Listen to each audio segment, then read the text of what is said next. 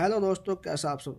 दोस्तों, आपने अपनी ज़िंदगी में ज़रूर ऐसे दो व्यक्ति को देखा होगा जो आपस में जुड़े हुए होते हैं। यानी उनके या तो सिर आपस में जुड़े होंगे, या पेट से जुड़े होंगे, या कमर से जुड़े होंगे। वो आपस में जुड़े होते हैं, उनके कुछ बॉडी स्ट्रक्चर आपस में शेयर कर रहे होते हैं वो लोग। तो क्या आपको पता है इसके पीछे की वो सच्चाई क्या है, इसके पीछे की वजह क्या है? चलिए आज हम आपको बताते हैं।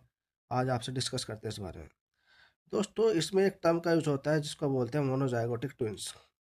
इसमें होता ये है कि वो जो जायगोट, यानी जब फीमेल की वजह से ओवम रिलीज होता है, वो इस एक स्पर्म से फर्टिलाइज होने के बाद जायगोट के फॉर्म में होता है। तो जो जायगोट होता है वो 7वें 8वें दिन में क्या होता है, किसी वजह से स्प्लिट होकर दो भागों में टूट जाता है। तो होता यह है कि वो दो भागों में टूटता है, लेकिन वो प्रॉपर अलग नहीं होता, वो आपस में जुड़ा हुआ रहता है।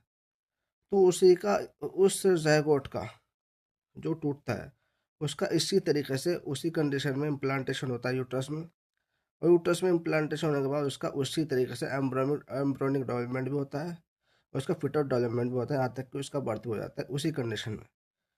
तो इसके पीछे वजह ये है क्योंकि वो जायगोट जो फर्टिलाइज हुआ है वो टूट जाता है, लेकिन अलग नहीं होता। अगर वो अलग होता तो दो जुड़वा बच्चे होते, या तो दोनों लड़के होते हैं, दोनों लड़के होते, लेकिन उनका भी जेनेटिक मटेरियल सेम होता।